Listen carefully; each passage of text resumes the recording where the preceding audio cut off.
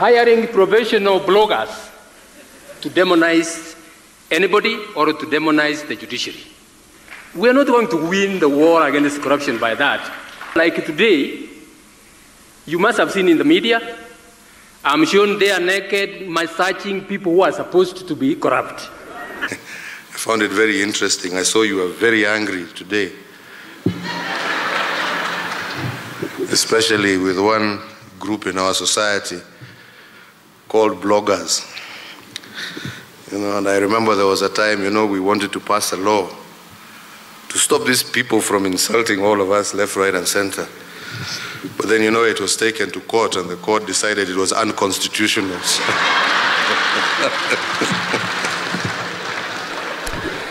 Of troublesome bloggers and I told you so jibe at Maraga by the president. Good evening. The gang is here on this 95th day of January.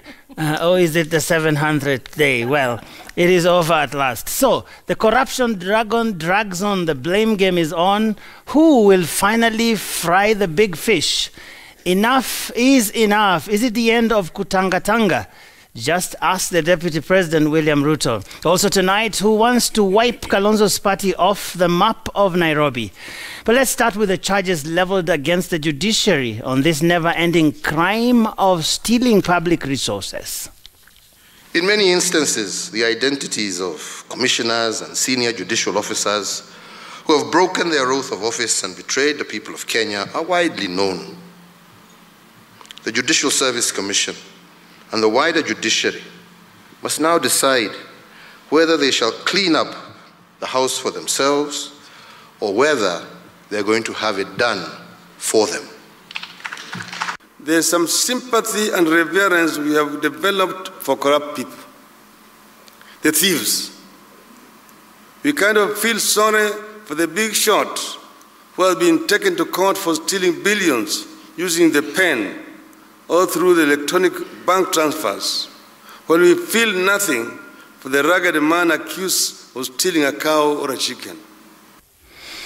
All right, so the men and women who usually put people on trial, finally on trial, justified or not, ladies and gentlemen? Let me start with you, Yvonne. By the way, I don't know what day of January you think it is. The 77th, but we're grateful it's over. It doesn't matter which day, we've finally come to the end of it. Listen, everyone has a role to play, and I think there's been some shortcomings on either side. But this attack on the judiciary seems to be exactly that, an attack. And week after week, it's a very well orchestrated one. There was massaging judiciary, that hashtag, those strange court orders. Maraga talked about and it was, in yes, other he graphic did, terms. Right? And you could even tell, like for him, it was so uncomfortable to even use the word massaging. And then there was judiciary aiding terrorism. I don't know if you recall, right after the Dusit attack, when they started talking about I think was it a day or two before, when one suspect in the Westgate case, was let off for lack of evidence, and they also then dragged in the case of Alamin Kimathi. Remember those individuals who were renditioned to Uganda and brought back. You can tell by every stretch and means this is a well orchestrated attack.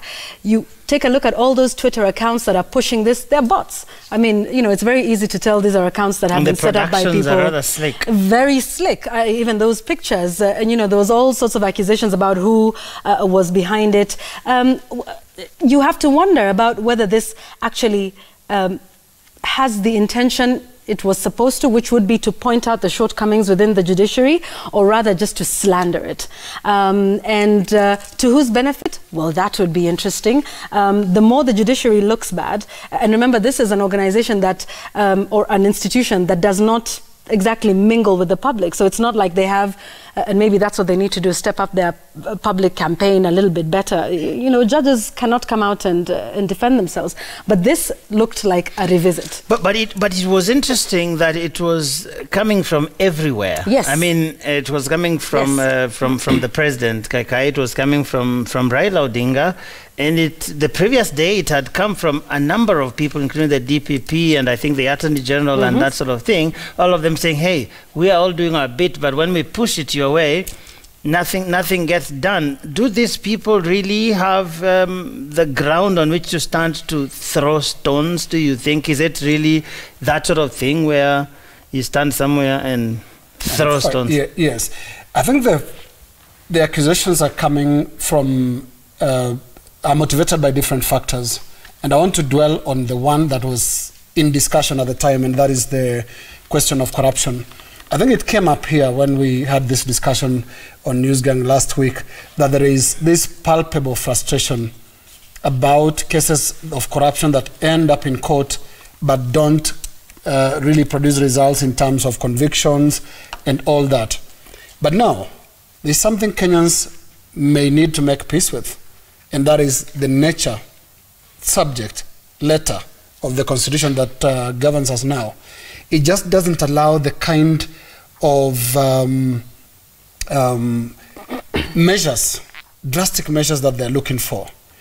Article 49 of the Constitution, 49(1)H, actually allows people the right to be freed on bond. Remember, one of the frustrations has been, oh, these people come to you in court, they are brought to you, but you set them free. And if I can just quickly read that, it's actually a constitutional provision, 49(1)H, for someone to be released on bond or bail on reasonable conditions, pending a charge or trial, unless there are compelling reasons not to be released.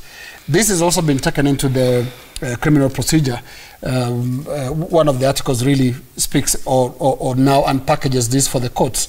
So it's not enough for Kenyans this to whole say, thing of compelling reason, because I've heard them argue a lot about what exactly that is. Yes, and remember the drafters of this constitution, what they were doing was to depart from the very haphazard way the previous constitution handled its citizens. It was possible to be arrested and detained for days, months, even a year, even years, without trial. And this would have been a perfect way to treat some of these corruption suspects. But it's interesting, it's interesting, Francis, that this is happening. Now the heat is on the judiciary. There was a time when, remember when the president famously asked, "Munataka nifanye nini?" where people were saying, hey, you are not doing anything. And it seems that in this whole thing, we are just sort of kicking the can down the road, like everybody saying, hey, sio mimi. You know how those little children say, I didn't do it even before they asked. The fight against corruption, in my opinion, is a chain. Wherever there is a weak link, then the cycle is not complete. So you cannot fight corruption by finger pointing, by knee-jerk reactions. Truth be told, the judiciary has its own problems. Just like the executive does, just like Parliament does, just like EACC does, the DPP, the DCI, all those institutions have their individual challenges. However, it is not enough to finger point. It is also true that some of the judges are colluding with investigators, even with some of the corrupt via their lawyers, to defeat justice. I mean, we have seen people being released on what you can call very lenient bail terms. I mean, look at the amount of money that A is charged with mismanaging or looting or stealing. Look at the amount of money that they've been asked to place as bail. Is it commensurate? Is it deterrent enough? And you're touching on a few interesting things that the Chief Justice himself mentioned, and we were going to play that in a moment, but you can finish. I'm saying the judiciary must also play its part. However, it is not a good idea, it's not a good thing to demonize the judiciary, because when everything else is done, when all the institutions are done, the only refuge for ordinary people is the judiciary. So a strong institution like judiciary is a safe place for all of us. Because the day the government will trample on all of us, the safest route is the judiciary. However, the judiciary must also get its act together. If there is a specific judge who is corrupt, let's call out that judge so-and-so, magistrate so-and-so. However, demonizing the whole institution, in my opinion, is not the right route to go. Let's listen to the Chief Justice before we hear Jamela.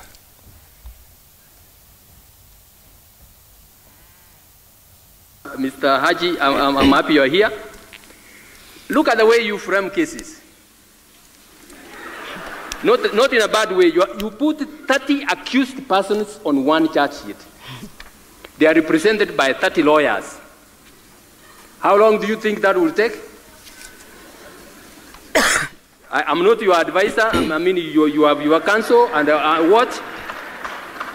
Those kind of cases will never move. Will never move, Your Excellency. They will not move.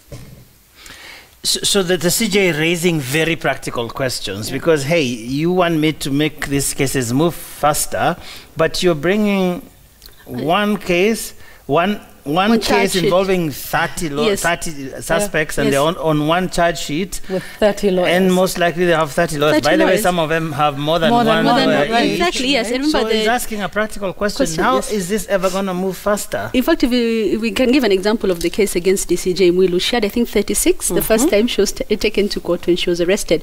But he does have a point. However, the previous day, I think, when everyone ganged up against the judiciary, including the DPP, and he said, whenever we take cases to court, we have enough evidence, so it doesn't matter how we bring them, because it's up to the judiciary now to play its part. And that was just one. I remember, I think... which can be disputed. I mean, if you remember NYS, exactly. Freed some people. That's one of them. But Maraga's frustrations were, I think he spoke for almost 40 minutes. Yeah. And each and every point, he was trying to justify why the judiciary should not be at the receiving end of all the complaints. And one of the issues that came up, I think, the previous day, and he spoke about it, was the DPP saying that he does not understand how suspects are allowed to go back to office and continue with their duties, even after being taken to court and charged with cases. He gave, of course, case in point for him was the chairman of the NLC, Mohamed Sozuri, who's back in office. And it was because through a court order that he was allowed to go back to office while he still has a case in court. There's also the case in point for two governors.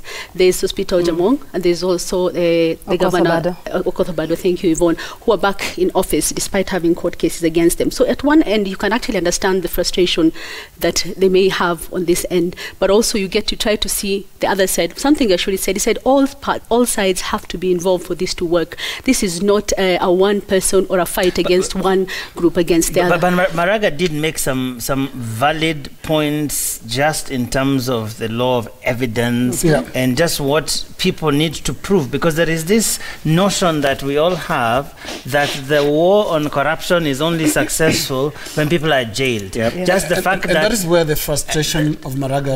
That we want, the moment Gashuri is accused of something, he's taken to court, let him be jailed, let's cut off his head, then we'll be doing well. And I was saying that is where the frustration of Justice Maraga is coming from. He's a very experienced judge. He's been in our courts for a very, very long time. So you can even see the frustration with how we understand. Like you don't get it. Like you're not getting it. Kenyan laws are written. You people read. You know how exactly we are guided by written text as judges and magistrates. We don't act on the emotions that are. So you could see he was holding back. Not to basically lose his temper on us.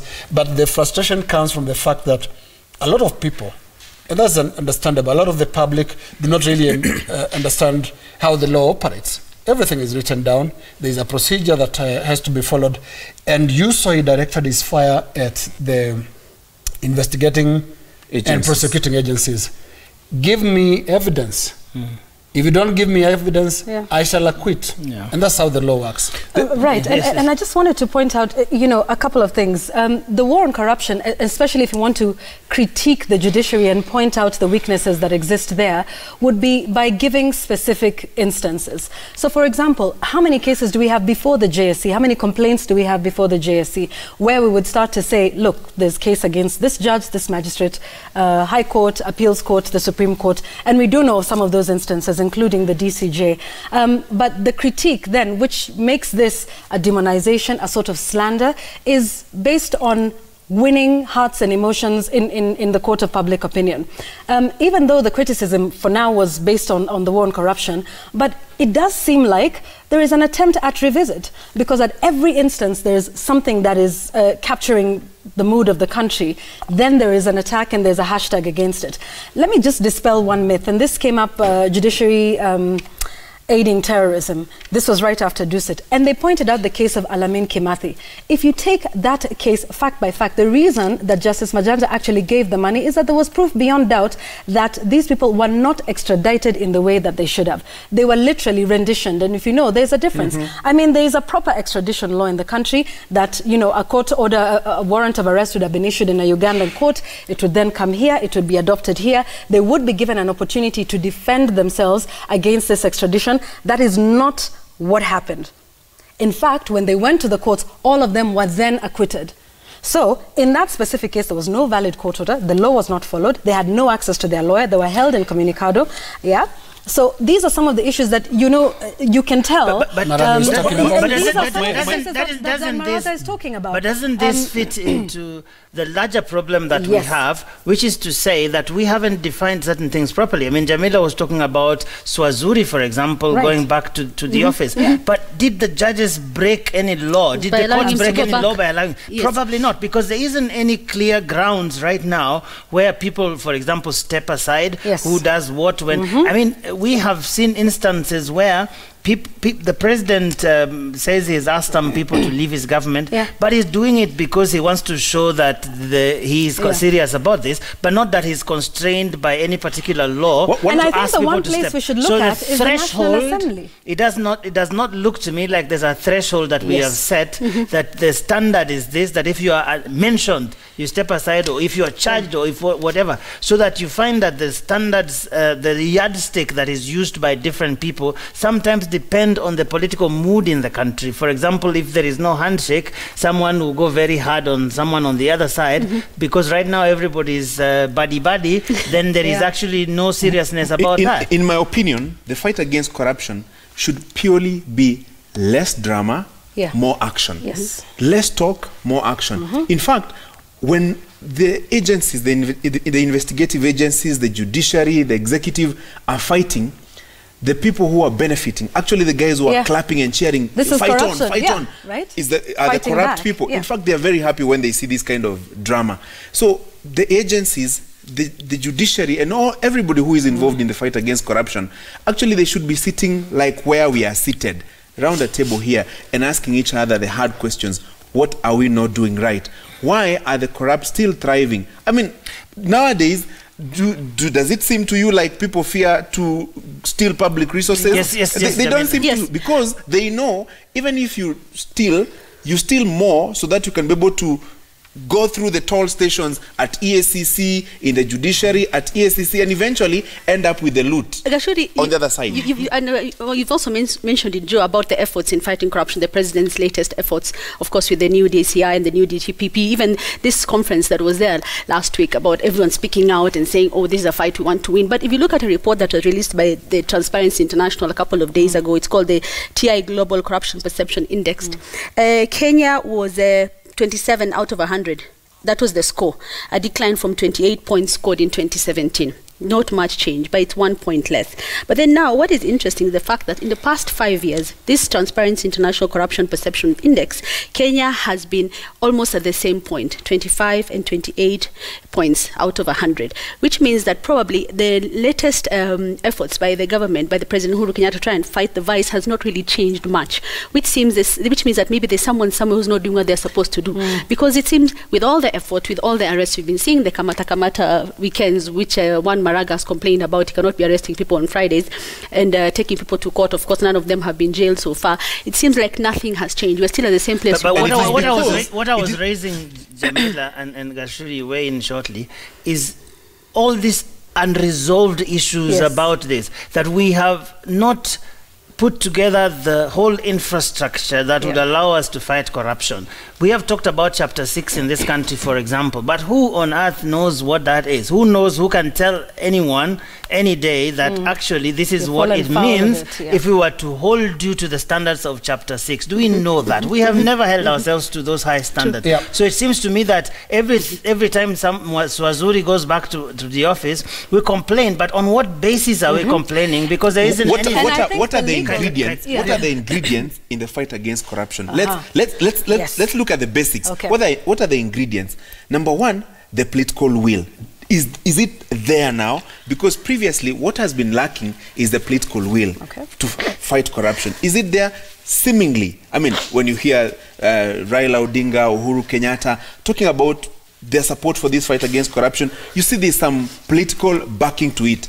But now, what else is required? You require a lot of cooperation and coordination between the agencies. Is it there? It is seemingly lacking. Well, there's a multi-agency task team. But a lot of blame game while at it. Thirdly, what are the intentions? if you fight corruption with a certain narrative in mind, with a certain desired end in mind, it will obviously bring issues. If we were to sweep the house clean from all ends, moving out, it will be effective. Why is it that there's some corruption cases that have been hanging around and nobody seems to be prosecuted? I mean, case in point, the Ruaraka land scam.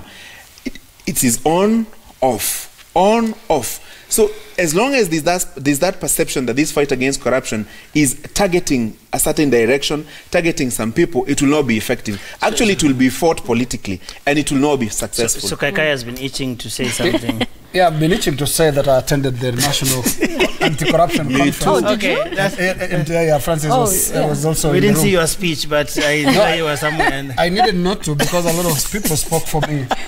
And one would wonder, okay, here we were in a national conference, a lot of people, the president from the highest political level, all the way down, and then great speeches.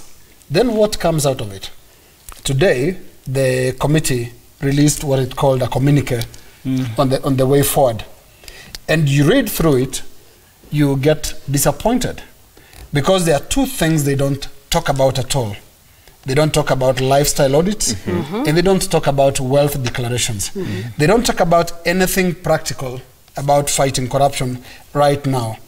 For example, on academia, they say the key initiative should be around mobilizing for a national universities and colleges anti-corruption awareness week. Well, of course. like, we really don't know about this corruption. No, we need thing. to Like, really what's that again? Media, listen to media. Validation and launch. This is the way forward. Huh? Validation. Validation and launch of the reviewed laws and media policy. This is Joe's favorite word, launch. Validation and launch of the We're code doing of it now ethics as for well. advertising standards. And then private sector, expedite development of regulations to aid the full implementation of the Bribery Act, and then launch the anonymous corruption reporting portal. That's such fluff. It is and hollow. there is one, actually. I don't know why they want to launch another one. I paid a bribe.or.ke. That already exists. So you see? So it gets disappointing that, you know, you go to a conference like this, and what you get is a massage document. Oh, that word massage. Did you just use that word? Okay. Yes, how do we handle it without rupturing many feathers? If we're talking about corruption, we must talk about lifestyle audits, and we must talk about wealth declarations. But let me add this. Which we do already. wealth Ideally, we do. You see, which is what I was talking about. Yeah. About what is the culture, political culture that we have in this country that really supports the war on corruption, if you were to call it that, because we talk about wealth declaration forms every single year. And that's supposed to be done every year and deposited. When is the last time someone checked that, well, when you declared your wealth 5 years ago, this is where you are, this is where you are now? Because the question then is, where do you start, where do you stop? That is going to be the question, because there are many people in the system who probably have moved from paupers to multi-billionaires in 2 years or 3 years, but probably they're the people who are making the rules of how we're going to do the and this would be why, Jamila, according to that, we are hardly moving, or we've even moved a step down in the corruption perception index. Yes. You have a multi-agency task team. We had the vetting of procurement officers last year, recall, when all of them were asked to step aside, you know, across all government ministries. We have lifestyle audits from the president and his cabinet. If you recall, he said it'll start with him and his deputy and go on to the county. Some of these have not been made public. We have wealth declaration. We have a number of these that come in. And then there's even the vague thing of stepping aside, which is supposed to be based on somebody's conscience. So do I feel like I'm going to step aside? I mean, you know, you remember Moody Awori saying, you know, I will not step aside. Who is my accuser? I will not resign. You know, who is my accuser? That was what it was about. But and here's the thing, that we need to start looking at legislation perhaps again. Is that a loophole? Because it's interesting for me that in the fight against corruption, we haven't really talked about the National Assembly. And they're the ones that make the laws that would then enable Maraga to jail people. The president did talk about something. I think that's a gap. About matatus and uniform. Anyone remember that whole thing of civil servants not doing business and so on? Let's hear what the president said about this whole thing. Then we can. Kwa hivyo kama ni police, jameni, muamue. Wewe unataka kuwa mwenye matatu na ni sawa, lakini uniform weka chini. Huwezi kuwa officer ambaye anashika gari kwa barabara, alafu wewe pia ndio officer ambaye ndio mwenye gari. You cannot police yourself. Can I just weigh in? He needn't have said that. No, and for the purpose that it's obvious. No, right? it is not. Or it should be.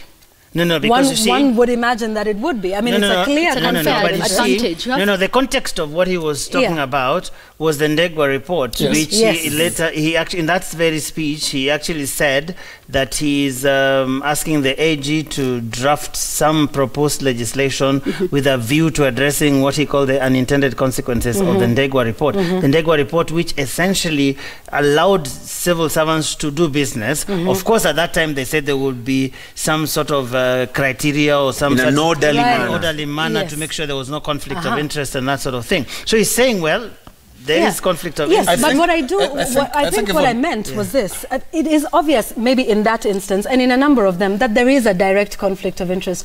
I mean, I think my point is, a lot of what was said at this conference, including that, are things that we should ordinarily it's the culture we were talking about. Yes, exactly. So I don't think fighting corruption in this country should be about picking soft targets. Small people, a matatu owner, a police officer owning a matatu. Move upstairs, further up, and ask the questions. Who are the biggest suppliers in government? Private sector. Private sector. Or even people in government do supply themselves. Yeah. That's what we need to hear. It's not about the matatu, the police owning a matatu. It's also about who is supplying what to government. Let's audit all these huge projects. Who is supplying, for example, we now have the NIMS project coming up. Several billions in there. Who is going to supply? It's a lot of money there. I think 6 billion. That is the corruption that matters. It's not about the cop that owns one random matatu along Langata Road or Buruburu. I think this is a soft target.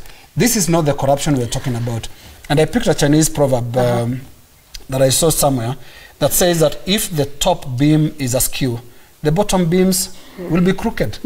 Simple. Abraham Lincoln said. As long as we concentrate down here, and I remember this, and the Anti-Corruption Authority, I hope Mr. Mbarak will change that. The Anti-Corruption Authority likes planting cameras on roadblocks, chasing some traffic cop. That is not fighting corruption. That is tokenism. You just want some good TV footage. That is not fighting corruption. Fight corruption in Harambee Avenue. Fight corruption in the ministries. It's about the biggest I was told actually part of the thinking usually is that when small people know that it is happening up there, they find it justified. And I wanted to just add on to that, again, we are not short of solutions. You were talking about finding out who does the tenders. Didn't the president require all ministers to actually post every single tender and who is supplying it? How many ministries have complied? What was that figure that the DP was complaining about? Yes, 70, only 78, how many ministries have complied? Very few have. So, and what are the consequences? You were talking about wealth declaration forms. Those forms are filled every other time. Yes. But sealed in an envelope and accessing that content is such a process. However, I mean, it's basic knowledge. Everybody in our neighborhoods, we know this guy is a clerk in the Ministry of Energy. This guy works in the Ministry of Health. And all of a sudden, he's building big houses, he's driving big cars, and so on and so forth. Some things are basic. Everybody amongst our villages and areas of residence, we know who works for who and who gets what. Basically, why don't we do an asset audit, for example? If you're able to declare, this is what I own, this is how I acquired it, there's no problem. But every so often you see buildings, high rises coming up, and when you ask whose buildings are these, you don't seem to get an answer.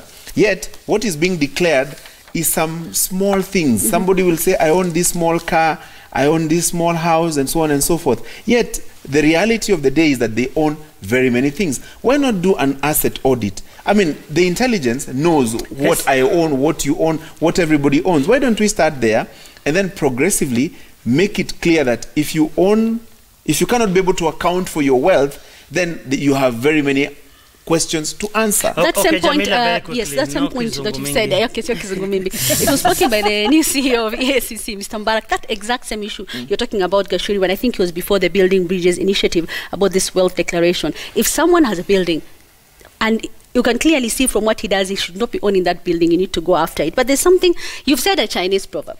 But George Ajigo on Twitter says, Abraham Lincoln said, he has the right to criticize who has the heart to help.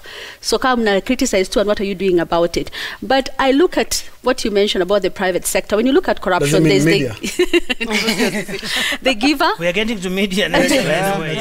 When you look at corruption, kuna yule ambaye anatoa na kuna yule anapokea. You know, there's the giver and the receiver. And a lot of times, mtu pengine anafutwa kazi kama is a parastatal. But remember, the public sector is still the same. Wako wale wale. So this guy will go away, someone else will take their place, and the public sector will still give, and that new guy in the government will still receive. So again, is cycle inaendelea hivyo hivyo, and I don't think anything will change. What you're not saying, Jamila, is that the biggest giver of bribes, the main catalyst for corruption is the private sector, because they are the givers. The government officers or the public sector is the receiver. So if the giver doesn't give, what will the receiver receive? Kill it from the source. All right, let's go to media. Is the private sector. So media is mixed because it is individuals. It is also read the charge sheet. Brown envelopes or briefcases. I mean, that also came up. Wilfred Kiboro, speaking from the media side, actually spoke a lot about cleaning house from inside. The president also, as a matter of fact, challenged the media to clean house. We report a lot about corruption. There is that thing about seeing the log in, seeing the speck in your neighbor's eye and not the log in yours. Absolutely, and the media cannot escape criticism, especially like you have a role other than reporting. There is a role, because you see, you cannot ask others to do that which you yourself can do. So we also need to play a bigger role in this fight by, one, making sure that it doesn't exist within our circles. It doesn't. So that we also have the integrity and the right to say when it happens elsewhere. Number one. Number two, boldly state where it is happening, clearly, without fear, without any favor. Say, if it is happening in Ministry A, it is. If it is happening in Ministry B, regardless, we point it out. Because every so often we are accused of pointing corruption in certain areas and not in certain areas, which is well, you can say it's a very valid argument. Linus, you have done this for 20 years. I mean journalism, not the... I thought it was the other one. I mean journalism for over 20 years or something around there. It's good you clarify. Yes, I needed to do that. I saw that very quickly. Anyways, so what forms would this be taking from what you can tell?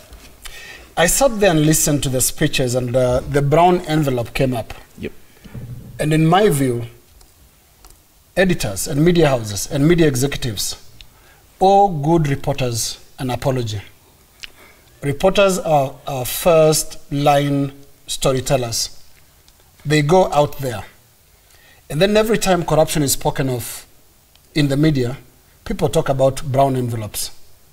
I want to say corruption in the media is worse than brown envelopes. It cannot fit. It cannot fit. It can't fit in a brown envelope. Brown envelope. It's about briefcases. Yep. It's worse than that. It's very, very bad. So I think an apology needs to go out to the good reporters, because a lot of people don't understand how newsroom processes work, for example. So I think if you were to get to speak like Maraga did, you'll be very frustrated with how the public perceives the processing of a story. Reporters don't decide which story goes on air. Reporters don't write headlines. Reporters don't angle the stories. They don't decide the prioritization. They don't decide priorities. They don't assign themselves the stories. Yeah. Exactly. Yeah, but now we have this narrative that looks at them as if, oh, brown envelopes, people are coming here. You forget the briefcase takers. I've covered, is it 3 or 4 elections now? And elections actually pose the greatest challenge to media. It brings about the most corruption.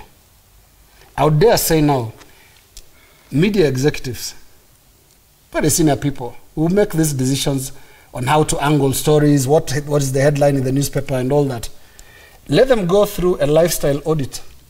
Let them make wealth declarations and see how their fortunes spike around election time. True. Why is that? Because corruption in the media is political. It's in politics. You'll find people who want you to do the job that Cambridge Analytica came and did last year. And in fact, looking at how media covered the election, we didn't need Cambridge Analytica. There was a lot of performance already going on that didn't require an external assistance. So let's get it right, and maybe the public needs to understand that corruption in the media is at the top. That is the worst corruption. Now, if DCI... Where have I been? Anyway...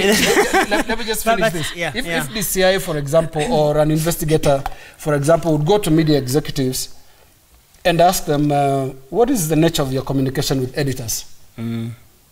You'll find them trying to kill stories. That, oh, that corruption story about so-and-so or about this institution, you know, we should go slow on it a bit. Massage it. The language normally is, can we manage it? What do you mean manage? What do you mean manage? That is corruption. And that is what is hurting the media in this country. Corruption at the top. It's not about brown envelopes, it's about briefcases. Let them declare properties, for example, that you get during the election time, and why. There's a very dangerous liaison between journalists and politicians. And I think, you know, when we started out in this industry, what is the one thing you're told? You're supposed to have a very healthy, safe distance. The only interaction you would have with them is in the process of news gathering or in the process of an interview. And they can be your sources, certainly. But that is the biggest worry for me when it comes to the media. And I know you're talking about the role that is taking place at the executive level, but Linus, you also need to spend some time down here in the trenches. There is some serious corruption that is happening at this level as well, to the extent that reporters are themselves killing stories. They are themselves the ones who will come back on an assignment and say, "Sikupata story. Hakuna story hapo. Footage is missing." But that usually will take the form of collusion. Exactly. So that it is a cartel. And I was about to qualify that. Because otherwise, if I kill it and you run it, I'm in trouble. And there's a whole continuum that happens. And sometimes, all I'm saying is, it originates from the lower end as well. This is another thing for new journalists who are coming in. Yes. The more they see their compatriots benefiting from corruption, driving big cars, living in places where you ask yourself, are we on the same pay scale? The more they see that happening, the more even they will do that. I think he meant that what happens up there makes this one looks like child. Talking about that lower level that you've mentioned, I'm looking at how it works in the counties. We have correspondents and we have reporters and cameramen who work in the counties, and here in Nairobi we depend on them to give us the stories in those areas. But a lot of those journalists, because of one reason or another, have been compromised, especially by the governments in those areas. We've had instances of you're not getting a story from a particular place, and you ask yourself, but it happened. It's because all the journalists in that area have colluded not to do that story. And it's because of probably the government that is running that county at that particular instance. And it has happened not once, not twice. In fact, if you tried to move a journalist from a particular area to another one and bring someone else, there's a lot of resistance, because everyone now is colluding to be able to, now they have the same story. So your footage, it's like the event did not happen. Okay, we have a lot of avenues these days, social media. Everyone is a citizen journalist with their telephone. So something happened. You may get fununu here and there, but this collusion is there in a lot of these places. But you cannot demand better of reporters if editors and executives are doing very, very bad things. And therefore you cannot demand better. The reporters can see. They know. Yes. They know how things move. They cover these stories, and then suddenly you're telling them, oh, that story is not... So I think what needs to happen, Joe, is in a conference like happened in Bomas, media needs to go there with cleaner hands. Yeah. Because we are one of the few sectors, other than the religious sector, that looks at society with judgmental eyes and telling them, no, you cannot do that. No, you can. I mean, we spend the first few minutes deciding here how we should fight corruption. What authority do we have if we cannot be clean ourselves? You know, Linus, the best way to sum this up is, who will help in the fight against corruption? Look at the mirror. The guy you see there is the one who will help in the fight against corruption. Who is aiding and abetting corruption? Look in the countrywide. Look at the mirror. The guy you see there is the one. That is the guy who is whether aiding you work in private whether sector, you work in the private sector, in the government, in the media, in church. Because even in church, Linus, I mean, look at our top story today. Who are they? Even in churches, who are supposed? I mean, our religious leaders who are supposed to be the paragon of virtue and everything. When harambes are being conducted every Sunday. No. But the guys who contribute a lot of money sit on the front pews. Francis, the best and easiest way to lose this fight against corruption is to be swallowed into those generalizations of, oh, we are all to blame, look in the mirror and all that. This is about the bad guys and the good guys. Bad guys stand on one side, good guys stand on the other side. And that's what the church should be saying, that's what civil society should be saying. But not just saying, doing. Yes. But I think because we need to move to something slightly different, perhaps maybe not but I think that in some there is also an individual aspect to this, that at the end of the day, we run the risk of saying, oh, the judiciary is corrupt, and yet there are very many judges who are really great in there. Oh, the media is corrupt, and yet they're actually good guys who are trying to do the right thing. So I think that at the end of the day, it is very important that when we go after these guys, we go after the individuals who are doing this and deal with them as individuals. Right. Because if we go with this blanket approach, sometimes, yes, you actually end up with a situation where someone says, oh, now, Sisi Wajaluo, we are being targeted, we are being finished. Because that is what politicians are very good at doing. So that bandwagon aspect of the fight against corruption, in my view, is one of the greatest frustrations. So at the end of the day, there is one individual somewhere who has several names or one name or whatever, who is stealing our money. We need to go after that person instead of saying, oh, wanakwanga watu wa huku, wanakwanga corrupt. Watu wa media. And so here's the thing then. If we get the bad guys, so whether it is a journalist, a judge, a policeman, a CEO, a policeman by the roadside, a matatu driver, a matatu... If we get the bad guys, the only thing I think for me that would work is if we see that corruption doesn't pay. But for as long as there are no consequences, media has humans, the church has humans, and our laws come from customs and traditions. And it looks like right now, our customs and traditions seem to glorify corruption and the corrupt. There's one very long discussion that we have for the whole year.